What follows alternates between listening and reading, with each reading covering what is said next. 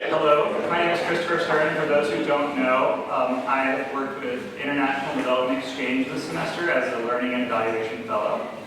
So I want to start by posing a question to you guys. Is development working? Are we as a global community making progress towards eliminating poverty? We're reaching the end of the Millennium Development Agenda and the beginning of the Sustainable Development Agenda, so we want to know, right, is it working? Here at Berkeley, we have a very data-heavy culture, so we want to see the data. This data, provided by the United Nations, the World Bank, IMF, USAID, Gates Foundation, many others, looks really good. Since the turn of the millennium, we have succeeded in reducing by half the number of people living below the international poverty line in every region of the world except for sub-Saharan Africa, and even Africa is on track to meet this goal by 2030. And all of this despite raising the international poverty line by 25 cents in 2008. Even better, it looks like we're succeeding in reducing global inequality. The gap in gross domestic product per capita between the richest and poorest nations in the world is shrinking for the last few decades and shows no sign of slowing down. It looks like we're winning the fight against poverty, and this is good. The data makes us happy and gives us hope. But we need to ask ourselves really carefully, what exactly is it that we're hopeful about? The increase in the international poverty line to $1.25 actually fails to take into account over 20 years of inflation, which means that in real terms it is lower today than it was in the 1980s. The poor have slightly more money, with which they are able to buy even less. Likewise, a reduction in inequality only makes sense on a country level. In the majority of countries in every region of the world, domestic inequality measured by Gini coefficient is increasing, and this is true of rich and poor countries alike. Development's not working, unfortunately, and we need more than data to fix it. Today, 80% of the world's population lives below $10 a day, which while that may be viable for some, does not suffice in a large number of the world's countries. Since the turn of the century, over almost 1 billion people outside of the economic miracle of China have fallen into this low-income category. Today, the majority of the 100 largest economies in the world are privately held enterprises, and Oxfam International has estimated that by this time next year, 1% of the people in the world will control the majority of the economic wealth in the world, more than the other 99%.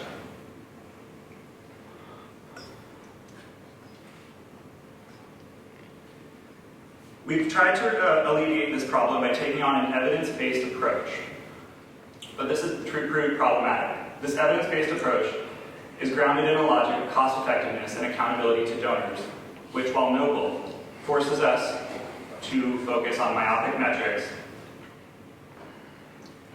It reinforces patronizing relationships, and it prioritizes money and markets over people and communities. Einstein's credited as saying, "No problem can be solved from the same level of consciousness that created it." For development to work, we need to raise our level of consciousness. We need to reimagine our system, and we need to reimagine wealth. This may sound unrealistic, but it's not. I have already seen the makings of this movement. I've glimpsed it beginning to crop up in cities and towns around the world. I've seen networks that organize people and the transactions they make in new and powerful ways. I've seen models that empower people to undertake their own enterprises while being supported by the communities they live in. I've seen organizations that leverage knowledge and information to make sure that people get exactly what they need for exactly the place they are at. And I've seen groups that reduce environmental impact while enabling people to use the resources they already have. I've seen entrepreneurs that struggle to change the policy frameworks that surround them and win. It might be tempting to think that I'm talking about some of the disruptive high-tech startups in the Bay Area that have touted the onset of collaborative consumption, what has been called the sharing economy. But I'm not. What I'm talking about is the solidarity economy, and it's not coming, it's here. In 2001, in Brazil at the World Social Forum, the solidarity economy was formally set out as a set of concepts and principles, but it has existed long before that. The solidarity economy is built on the idea that economic relationships should reflect justice, reciprocity, and balance, and it is being practiced at scale around the world. It is in South Africa where BioWatch is facilitating 5 regional heirloom seed exchanges that not only increase farmers' yields and incomes, but increase the number of traditional seed varieties farmers use and own. It increases biodiversity, reduces environmental impact, and secures local people's sovereignty over their food and their communities.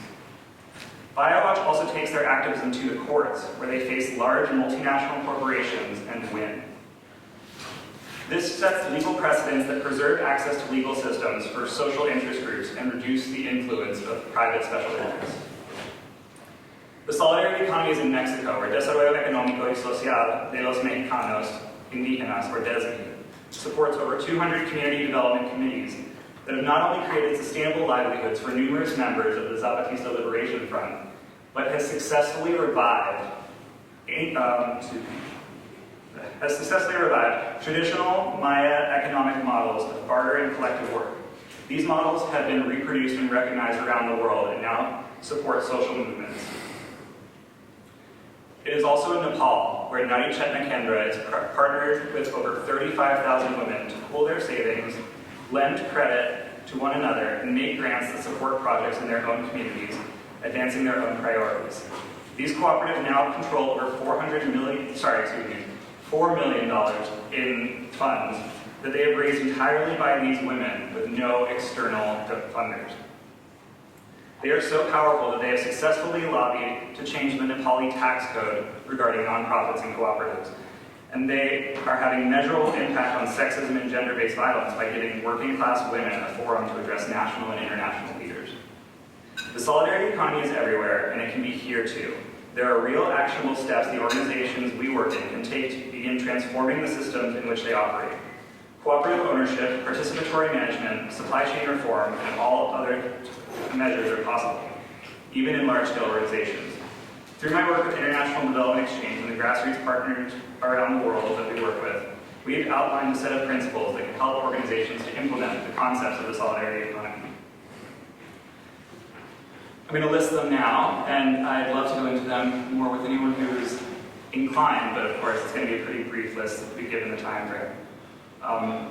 First is intersectional approaches. Solidarity ventures recognize that real people don't lead one-issue lives. They keep their missions broad and stay anchored by focusing on specific people in specific communities. This allows them to stay agile and flexible, evolving with the needs of the people they serve. Another one is focus on self-determination. Solidarity ventures know that self-determination energizes people and motivates them to accomplish goals that they've set themselves. It harnesses their knowledge to address their challenges, and additionally, it is an end unto itself as a human right. Respect for traditional knowledge. Solidarity ventures value innovation, but they recognize that the scientific method of the industrialized world is just one of many valid knowledge systems. Using traditional knowledge both primes people to address specific contexts and honor the value of heritage. Almost done. Truth to power. Solidarity ventures refuse to set their agendas based on concerns of cost effectiveness or political capital. They tackle the issues of the communities they represent head-on and stand up to authorities that would use power to deter them. Transnational networks. Solidarity ventures gain strength from each other and learn from one another's challenges and successes. They know that caring about those who are different and distant is the best way to get a distant and different audience to care about you and your struggles. Finally, solidarity ventures know that allies are welcome. Everyone is invited to join this party. You all are invited to reimagine wealth. I just want to close with a quick quote by Arundhati Roy that I think really hits the point home. Another world is not only possible, she is on her way. On a quiet day, I can hear her breathe. Thank you.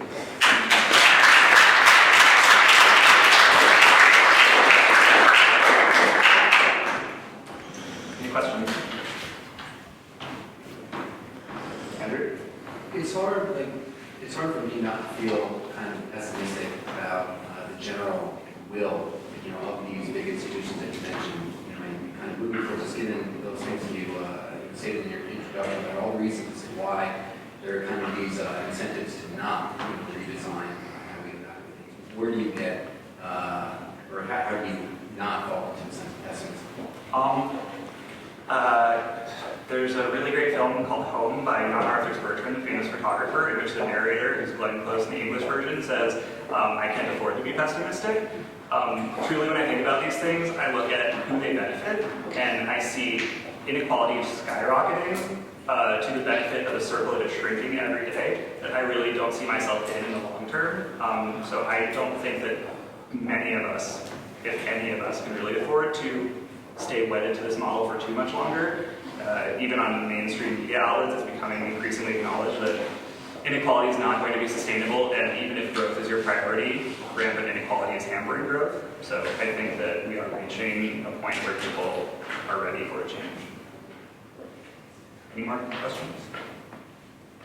George? Talk a little about your research and how you kind of came to this conclusion. Yeah, sorry, trying to pack a lot of content in there, but so I worked this semester with IDEX, International Development Exchange, which is a nonprofit centered in San Francisco. They work with a network of grassroots organizations around the world, and many of our partners are based in ideas of solidarity economy. So I have worked with monitoring and evaluation data collected from our grassroots partners, as well as interviews and literature reviews based on the material they have produced and the people who run their organizations to kind of collectively come up with these, what we're calling resonance points, where they see their work overlapping and potential to replicate these concepts and models for other people. Can you explain a little bit more what are the, I guess, the typical conditions under which the solitary economy would work better, would work pretty well? What do you mean, like external conditions that promote Both solidarity? internal and external, I guess. So solidarity economy has a pretty long conceptual framework that was developed in 2001. Generally, I would say solidarity economy has the potential to work anywhere, but the places that it works most easily is places where social movement and social struggle are already taking root. So this has often been in indigenous communities, in racial and religious minority communities, in communities where women's groups are really coming together to fight gender violence and sexism. So it's really a model that has helped people who don't have access to the existing economic power structure provide for themselves in monetary and material means. And so people who have the most demand for that are the people who take these methods up the quickest. Any more questions? And I just wanted to take one quick second to make a shameless plug. The third organization that I mentioned, Nepal, which is our Nepal grassroots partner. In English, their name is Women's Awareness Center Nepal. They are a cooperative network that controls over $4 million in assets owned and managed by local women.